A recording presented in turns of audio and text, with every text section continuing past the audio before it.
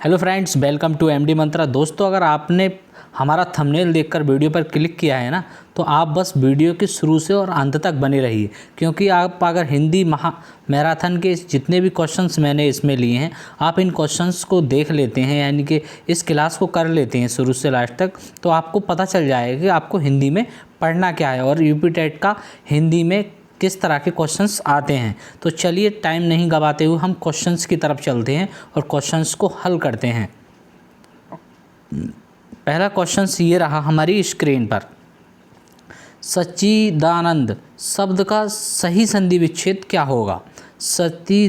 सच्चिदानंद शब्द का सही संधि विच्छेद क्या होगा? सच चिदानंद या सत चित आनंद या सत चित आनंद या फिर सत चिदानंद। तो ये इसका सही क्या होगा? सत चा जो है ये किस में बदल जाएगा? ता में बदल जाएगा। चा क्या है? ता में बदल जाएगा। चा ता में बदल जाएगा। और जो दा है हमारा, वो काय में बदल जाएगा? वो ता में बदल जाएगा। ता में बदल जाएगा। तो ये हो जाएगा सत चित आनंद। ऑप्शन नंबर बी बिल्कुल हमारा सही हो जाएगा। दोस्तों, ये हमारे प्रैक्टिस सेट है। हम बहुत ही जल्द हिंदी महामैराथन लेकर आ रहे हैं, जिसमें आपको शून्य से शिखर तक, यानी कि कुछ भी आपका उसमें छूटने वाला नहीं है। हम सारा कुछ उस हिंदी महामैराथन में कराने वाले हैं। ऐसा नहीं है सिर्फ नाम महामैराथन रख दिया जाए, वो महामैराथन हकीकत में होगी, क्योंकि उसमें ए से लेके बी तक, यानी कि ए से लेके जेड तक टोटल कराया जाएगा। चलिए क्वेश्चन नंबर 2 देखते हैं। निम्नलिखित में कौन सा वर्ण पार्श्विक व्यंजन कहलाता है?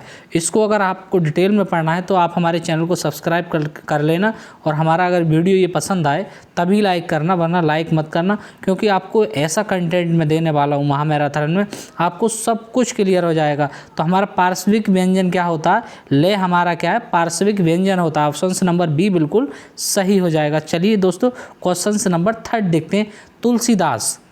तुलसीदास किसकी काव्य रचना है? तुलसीदास किसकी काव्य रचना है? सुमित्रानंदन पंत की, सूर्यकांत त्रिपाठी निराला की, या महादेवी वर्मा की, या मुक्तिबोध की? तो ये है हमारी सूर्यकांत त्रिपाठी निराला की जो है काव्य रचना है। तो ऑप्शन नंबर बी बिल्कुल सही हो जाएगा। ऐसे ही बहुत ही टॉप क्वेश्चंस मैं इस मैराथन में लेकर आया हूँ। आप सिर्फ क्लास में शुरू से लेकर लास्ट तक बने रहिए। अन्वय शब्द का कौन सा संधि प्रयुक्त है? अन्वय शब्द में कौन सी संधि प्रयुक्त है? अन्वय गुण संधि, यण संधि, अयादि संधि या वृद्धि संधि? तो इसमें हो जाएगी यण संधि। यण संधि हो जाएगी। ऑप्शन नंबर बी हमारा क्या है? बिल्कुल सही हो जाएगा। चलिए क्वेश्चन नंबर 5 देखते हैं। मृगनयनी में कौन सा समास है? मृगनयनी में कौन सा समास है? तो इसमें क्या हो जाएगा? कर्मधारय समास। ऑप्शन नंबर बी बिल्कुल सही हो जाएगा, कर्मधारय समास। दोस्तों, ये वो क्वेश्चंस लेकर आया हूँ जो आपको यूपी टेट एग्जाम में एग्जिट देखने को मिलेंगे, और हम प्रैक्टिस सेट कराएंगे। काफ़ी सारे क्वेश्चंस आपको हम कराने वाले हैं, क्योंकि इस तरह के क्वेश्चंस कराएंगे हम। खाली में ऐसी प्रैक्टिस सेट नहीं कराएंगे। जो प्रैक्टिस सेट कराएंगे हम, उससे आपको कोई ना कोई क्वेश्चंस मेन एग्जाम में एग्जिट मिलेगा, क्योंकि हम उस पर बहुत ही अच्छे से उसको तैयार कर रहे हैं प्रैक्टिस सेट को। चलिए क्वेश्चन नंबर 6 देखते हैं। क्वेश्चन नंबर 6 क्या है? अर्धविराम चिन्ह का कौन सा अर्धविराम चिन्ह कौन सा है? अर्धविराम चिन्ह कौन सा है? ये ए है, बी है, सी है, डी है? तो ये ऑप्शन नंबर अर्धविराम चिन्ह जो है, ये हमारा अर्धविराम चिन्ह है। क्या है? ये हमारा अर्धविराम चिन्ह है। तो ऑप्शन नंबर बी हमारा बिल्कुल सही हो जाएगा। अर्धविराम चिन्ह से, बहुब्रीहि समास से, संधि से सबसे क्वेश्चंस आने वाले हैं यूपी टेट एग्जाम में, और कुछ इसी तरह के क्वेश्चंस आएंगे। आप मेरी इस मैराथन को देख रहे हैं, आप इसको सेव कर लेना। जब आपका एग्ज़ाम हो तब आपको पता चलेगा किस लेवल का पेपर आया था। चलिए क्वेश्चन नंबर 7 देखते हैं। भाषा, इस बार इसमें पेडागोजी भी आने वाली है। भाषा सीखने की क्षमता जन्मजात होती है, ये विचार किसका था? स्किनर का था, पावलोव का था, चॉम्स्की का था, या थॉर्नडाइक का था? तो ये था चॉम्स्की का। चॉम्स्की ने ये बात कही थी, बच्चे में सीखने की क्षमता जन्मजात होती है। और साइंटिस्ट पर हम आगे डिटेल में बात करेंगे अपनी महामैराथन में, पेडागोजी की जब महामैराथन लेकर आएंगे।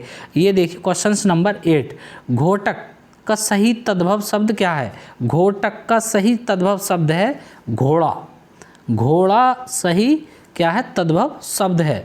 घोड़ा तद्भव शब्द है। चलिए ऑप्शन नंबर 9 क्वेश्चन 9 देखते हैं। क्वेश्चन नंबर 9 क्या है?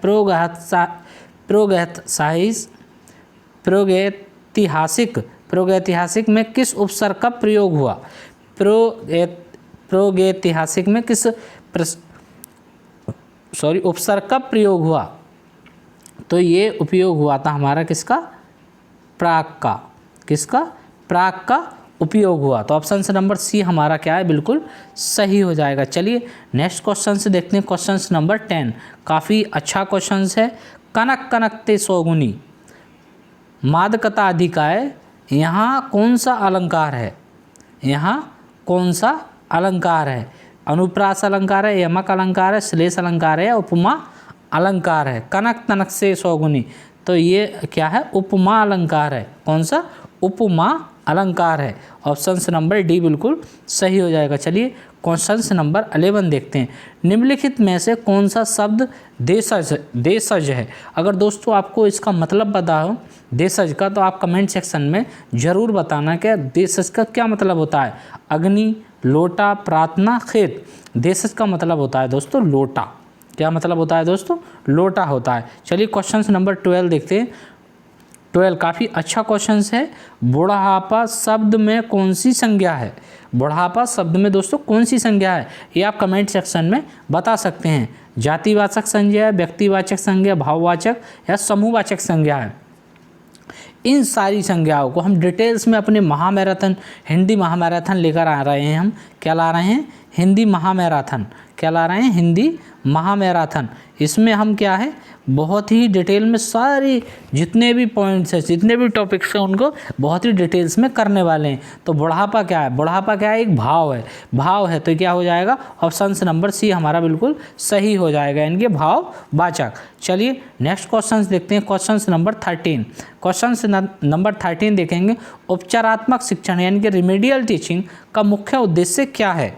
क्या है? छात्रों की प्रगति का विवरण रखना, या छात्रों की कठिनाइयों को दूर करना, या फिर खेल प्रतियोगिताओं को आयोजित करना, या पाठ्यक्रम को जल्दी समाप्त करना। तो ऐसा कौन सा आंसर होगा जो सारी समस्याओं को दूर करेगा, यानी छात्रों की कठिनाइयों को दूर करना? ऑप्शन नंबर बी बिल्कुल सही हो जाएगा। चलिए नेक्स्ट क्वेश्चन से देखते हैं। Question number 14। क्वेश्चन नंबर 14 काफ़ी प्यारा क्वेश्चन है। उन्मेष में किस उपसर्ग का प्रयोग हुआ है? उन्मेष में किस उपसर्ग का प्रयोग हुआ है? उपका, उदका, उनका, उन्हीं का। उन्मेष में, उन्मेष में तो किसका हुआ है? उदका, उद्मेष। तो ऑप्शन नंबर बी क्या है? बिल्कुल सही हो जाएगा। चलिए नेक्स्ट क्वेश्चन देखते हैं। काफ़ी प्यारा क्वेश्चन है। जो इंद्रियों द्वारा ना जाना जा सके के लिए शब्द है, यानी कि हाथ से ना जाना जा सके। अगोचर, अगम्य, अजर या अक्षय। तो ये हो जाएगा अगोचर। अगोचर क्या है? ऐसा शब्द ऐसा है जो इंद्रियों से नहीं जाना जा सकता। तो अगोचर ऑप्शन नंबर ए बिल्कुल सही हो जाएगा। चलिए क्वेश्चन नंबर 16। इस तरह के क्वेश्चंस आपको यूपी टेट एग्जाम में काफ़ी ज़्यादा देखने को मिलेंगे। जैसे बा का उच्चारण स्थान क्या है? बा का उच्चारण स्थान क्या है? आप पहले मुंह बंद करिए, फिर बोलिए बा, तो आपको पता चलेगा दांत और होठ दोनों लग रहे हैं। तो ये देगा दंतुष्ठे। दंतुष्ठे यानी कि दांत और होठ लग रहे हैं। तो ऑप्शन नंबर सी बिल्कुल सही हो जाएगा। चलिए नेक्स्ट क्वेश्चन देखते हैं। काफ़ी अच्छा क्वेश्चन है। इनमें से कौन सा शब्द शुद्ध वर्तनी वाला है? शुद्ध वर्तनी वाला है यानी कि बिल्कुल सही है। आशीर्वाद क्या है? आशीर्वाद या आशीर्वाद या फिर आशीर्वाद या आशीर्वाद। तो हमारा सही शब्द क्या है? आशीर्वाद। क्या है? आशीर्वाद। आशीर्वाद ऑप्शन नंबर बी बिल्कुल सही हो जाएगा। चलिए नेक्स्ट क्वेश्चन देखते हैं। Question number 18। दोस्तों ये वीडियो अगर आपको पसंद आए तो इसे लाइक कर देना, और आप अगर हमारे नए चैनल पर नए आए हैं तो हमारे चैनल को सब्सक्राइब कर लेना, क्योंकि हम इस पर यूपी टेट के रिगार्डिंग बहुत ही बेहतरीन कंटेंट आपको देने वाले हैं। Question number 18। विश्व में किस रस का स्थायी भाव है? वीर रस का, शांत रस का, अद्भुत रस का या फिर हास्य रस का? विश्व में किस रस का?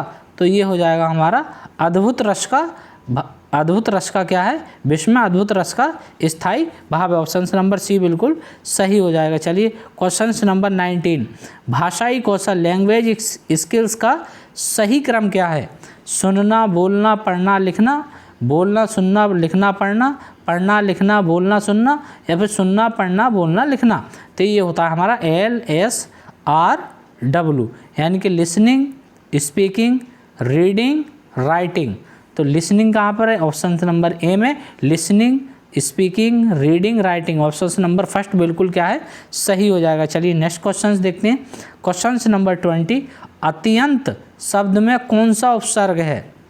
अत्यंत शब्द में कौन सा उपसर्ग है? ए, ते, अति, अत्यय। तो ये हो जाएगा अति। अति, तो अति ऑप्शन नंबर सी बिल्कुल सही हो जाएगा। चलिए नेक्स्ट क्वेश्चन देखते हैं। क्वेश्चन नंबर 21, आधुनिक काल की मीरा किसे कहा जाता है? आधुनिक काल की मीरा किसे कहा जाता है? सुभद्रा कुमारी चौहान को, महादेवी वर्मा को, मीराबाई को, या फिर सरोजिनी नायडू को? तो ये कहा जाता है महादेवी वर्मा को।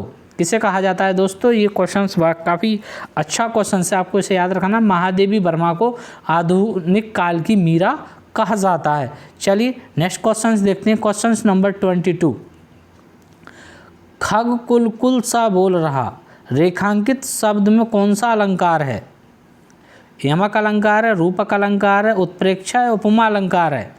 खग कुल कुल सा बोल रहा, तो ये हो जाएगा हमारा उपमा अलंकार। ऑप्शन नंबर डी बिल्कुल सही हो जाएगा। चलिए नेक्स्ट क्वेश्चन से देखते हैं। संस्कृति, संस्कृति का विशेषण शब्द क्या है? संस्कृति का विशेषण शब्द क्या है? संस्कृत, सांस्कृति, संस्कारी या सुसंस्कृत? तो ये हो जाएगा हमारा सांस्कृति। ऑप्शन नंबर बी बिल्कुल क्या है, सही हो जाएगा। इसी बात पे वीडियो को लाइक करके हमारे चैनल को सब्सक्राइब कर लीजिए, क्योंकि आपको यूपी टेट के रिगार्डिंग बिल्कुल फ्री में ऐसा कंटेंट हम देने वाले हैं कि आप भी याद रखेंगे। चलिए क्वेश्चन नंबर 24, मौखिक अभिव्यक्ति का रूप, मौखिक अभिव्यक्ति का रूप है शुद्ध वर्तनी, सुलेख, श्रुतलेख, आशु भाषण? तो ये है हमारा आशु भाषण। शुद्ध वर्तनी का रूप क्या? आशु भाषण। चलिए क्वेश्चन से देखते हैं। नेक्स्ट क्वेश्चन से 25, काफ़ी अच्छा क्वेश्चन है। कारक के कितने भेद होते हैं? कितने? कारक के कितने भेद होते हैं? कारक के कितने भेद होते हैं? कारक के 8 भेद होते हैं। कितने? 8 भेद होते हैं। इसी तरह के क्वेश्चन रिपीटेड एग्जाम में आएंगे, इससे ज़्यादा लेवल जो आप नहीं आने वाला है दोस्तों। इसी तरह के क्वेश्चन आपके रिपीटेड एग्जाम में देखने को मिलेंगे। अष्टछाप, अष्टछाप के कवि नहीं हैं नवादास, कृष्णदास, परमानंद, नंदादास। ये कृष्णदास, परमानंद दास और नंदादास, ये सब अष्टछाप के कवि हैं। ऑप्शन नंबर ए बिल्कुल सही है। ये नवादास जो हैं ये अष्टछाप के कवि नहीं हैं। तो ऑप्शन नंबर ए बिल्कुल सही हो जाएगा। चलिए नेक्स्ट क्वेश्चन से देखते हैं।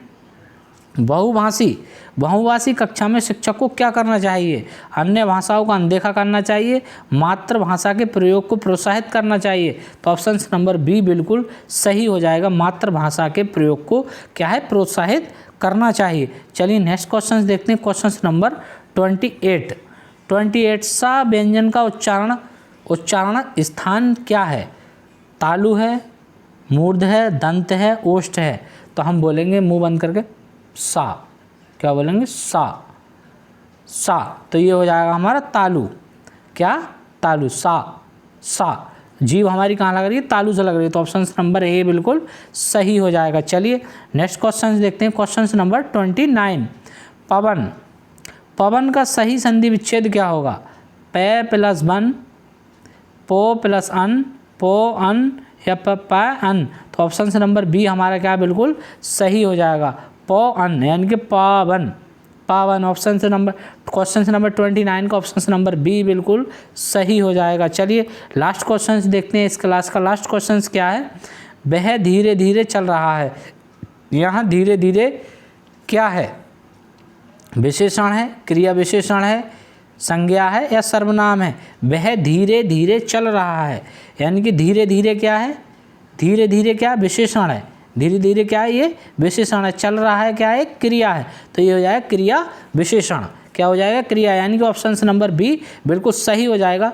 दोस्तों अगर ये क्लास आपको पसंद आए तो इसे लाइक कर सकते हैं। अगर आप हमारे चैनल पर नए हैं तो हमारे चैनल को सब्सक्राइब कर लेना और आपको बताना है इन 30 क्वेश्चंस में से आपके कितने क्वेश्चन सही हुए। कमेंट सेक्शन में ज़रूर बताना आपको ये वीडियो कैसा लगा, ये भी कमेंट सेक्शन में लिखकर जरूर जाना। तो आप देखते रहिए MD मंत्रा ऑफिशियल। फिर मिलेंगे एक अगले वीडियो में, तब तक के लिए जय हिंद, जय भारत।